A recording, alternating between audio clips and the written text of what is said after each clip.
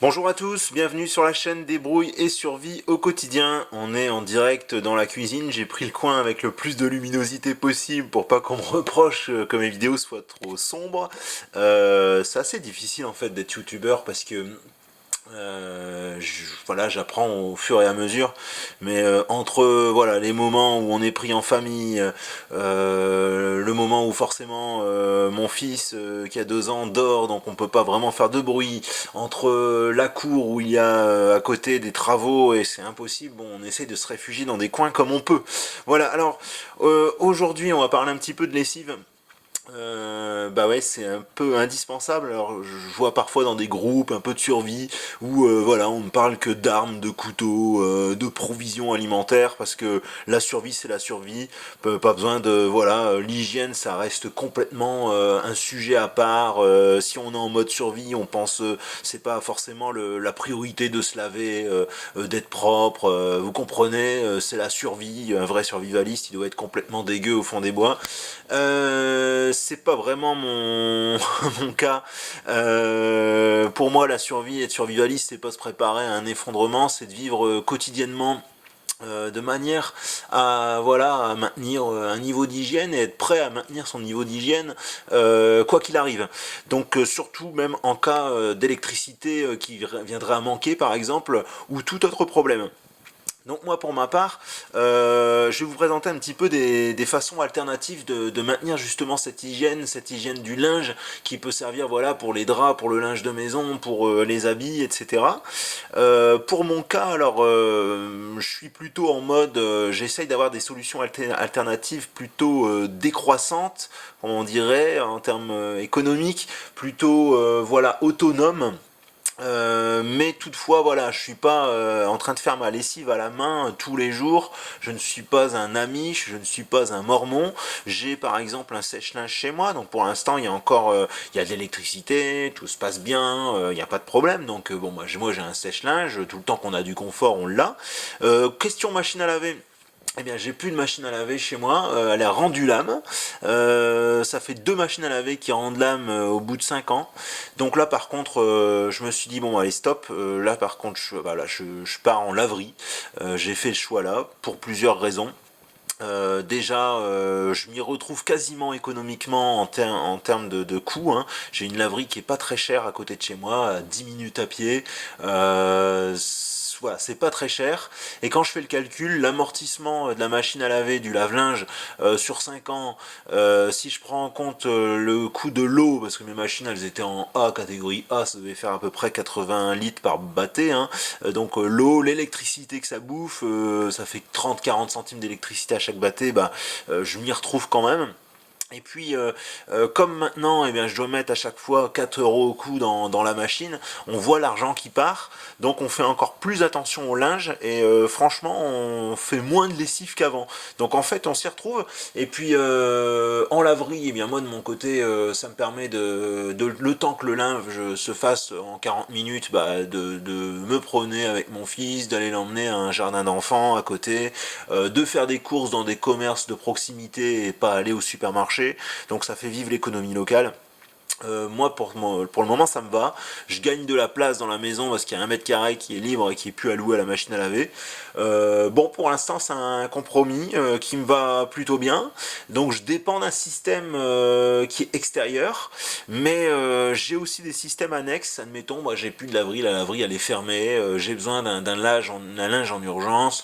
Il y a un problème d'électricité sur 2 jours, 3 jours. Bon, 2 jours, 3 jours, moi j'ai des réserves de linge, il n'y a pas de problème. Je vous avais montré un petit peu la garde-robe avec des stocks et des stocks d'habits aussi bien pour moi, pour enfants, pour ma conjointe. On a vraiment des stocks d'habits pour les 10 ans à venir que j'ai trouvé, des super sapes que j'ai trouvé en friperie. Et bon, bah, franchement, c'est vraiment un bon plan. Mais sinon, j'ai des solutions alternatives pour laver le linge. Donc, qu'est-ce que j'ai comme solution? Bah déjà des solutions de lavage à froid, donc j'ai des stocks de produits de lavage à froid.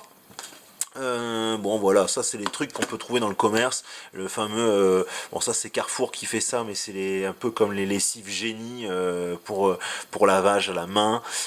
J'ai voilà Ariel Gel, des choses qui peuvent permettre le lavage à froid.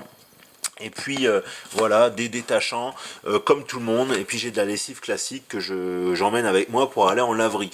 Donc ça, pour l'instant, c'est pas mal au cas où, voilà, au cas où j'ai plus de la machine à laver, donc je vais faire un petit lavage à la main. Je vais pas faire tourner une machine à laver pour un kilo de linge. Donc voilà, il faut un peu d'huile de coude, mais ça fonctionne. Ça fonctionne. Et puis surtout, alternativement, pour le plus gros boulot, eh bien, j'ai également la fameuse bassine. Et puis une washboard, voilà, une planche à laver comme on faisait à l'époque avec les lavandières. Hein. Donc les lavandières allaient autrefois dans les fontaines lavoirs. C'était un lieu de discussion entre ménagères parce que oui, à l'époque on était très très très misogyne, donc c'était les femmes qui se collaient à ce boulot. Et voilà, bon, c'était le lavage à main aux fontaines lavoirs avec une brosse, avec une washboard. Donc là, moi, voilà, j'ai un stock de brosses, j'ai la planche à laver, j'ai une bonne voilà, une bonne bassine, voilà, je cherchais le mot, qui me permet de pallier à certaines solutions. Donc moi, voilà, je suis prêt à faire du lavage à main comme il faut chez moi. Après, bon, à ceux qui sont adeptes au camping connaissent bien le lavage à froid. Bon, voilà, il faut maîtriser parfois un peu la chose hein, pour pouvoir détacher les vêtements, prendre les tâches à temps, etc. Ça peut se faire à froid, ça peut se faire à chaud également, hein, dans une eau, dans le lavabo, dans la baignoire, ça fonctionne également. Mais c'est des solutions alternatives. La machine à laver ne fait pas tout. Et puis, autre truc qui est aussi sympa, c'est hop, cette machine. Cette machine, ça c'est une machine à laver manuelle. Vous voyez, hop, avec une main, c'est un peu compliqué. Voilà, machine à laver manuelle qu'on tourne avec ce vilebrequin, cette manivelle. Alors ça, j'avais à cœur d'avoir cette machine parce que il suffit de 5 minutes avec une eau, bon, on peut contrôler la température, on place son linge ici, on vide de l'eau de l'eau chaude dans ce compartiment, on peut mettre 12 litres là-dedans, ça permet de faire 2 kilos de vêtements. Donc là voilà, on a un joint ici, un joint torique sur le couvercle, on referme. On a le linge à l'intérieur et puis on fait tourner avec un petit machin de vidange ici, hein, un petit bouchon de vidange. Et puis voilà, donc le linge est lavé. Le plus chiant c'est forcément l'essorage. Donc là on vide l'eau, on refait un essorage à vide. On peut même placer par exemple à l'intérieur une sorte de serviette, en coton, hein, une serviette, une sortie de bain par exemple, une petite sortie de bain. Et puis ça permet de sécher les vêtements tout doucement en essorant. Et puis après, il suffit d'étendre le linge. Donc ça c'est quelque chose qui est pas mal. Alors depuis qu'on a eu les menaces un peu de délestage cet hiver, on s'est dit bon on va peut-être avoir des coupures d'électricité. Eh bien le coût de ces machines là a augmenté furieusement. Moi quand je cherchais ce genre de machine, j'en voyais à 100 € et quelques sur les sites internet. Et puis quand je suis retourné un petit peu plus tard, genre 3 semaines après, les gens avaient passé le truc, enfin les vendeurs avaient passé le truc à 200-250 € et ça se vendait encore. Alors c'est ça qui est assez hallucinant. Moi je vais pas mettre 250 € pour ce système. Ça c'est juste un plus parce que ça permet vraiment de bien tourner le linge. De bien l'imprégner, de bien le laver, mais bon à 250 €, moi je fais ça dans une bassine, il n'y a pas de problème.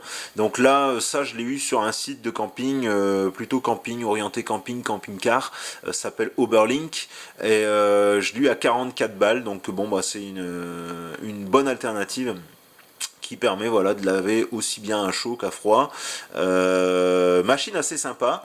Pourquoi ça fonctionne bien? Parce que quand on secoue le linge, on va faire tourner la machine et ça va Voilà, hop, ça va bien imprégner le truc. Donc on fait ça pendant 5 minutes, un peu plus rapidement. Là c'est parce que je tiens pas le support, donc c'est assez compliqué. Mais ça fonctionne bien et ça remplace un peu les anciennes machines à laver. Dans les années 40, les années 50, eh bien les ménagères avaient une machine à laver qui ressemblait un peu à un gros tonneau avec aussi une manivelle. Ça faisait une énorme essoreuse à salade, mais en bois, qui fonctionnait bien. Donc là, on revient un petit peu au passé avec ce genre de machine qui est très fonctionnelle, très autonome, très résiliente, pas besoin d'électricité, pas besoin de rien du tout. J'ai vu dans les sites de camping des petites machines à laver de 2 kilos qui fonctionnait à l'électricité, ça consommait très très peu, hein. Mais encore une fois, il faut en cas d'électricité manquante, eh bien avoir une power bank. Là non, moi je reste sur un système 100% autonome.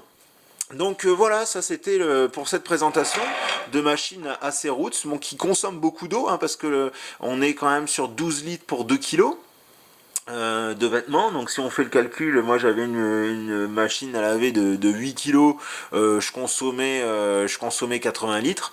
Donc bon bah là on est sur une cinquantaine de litres, on fait quelques économies entre guillemets. Ça fonctionne moins bien qu'une machine à laver standard, forcément. On tourne pas à 1200 tours minute, on n'a pas tous ces cycles spéciaux avec tantôt 30 degrés, tantôt 60 degrés, etc.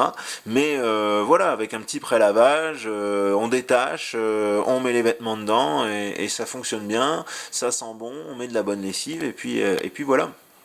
Et puis voilà. Autre chose aussi pour la lessive, ça je vais m'y mettre, je vais bientôt faire une vidéo là-dessus, puis un article sur le blog, c'est de fabriquer ces produits maison, parce que ces trucs-là, c'est bien, mais il y a beaucoup de trucs chimiques à l'intérieur.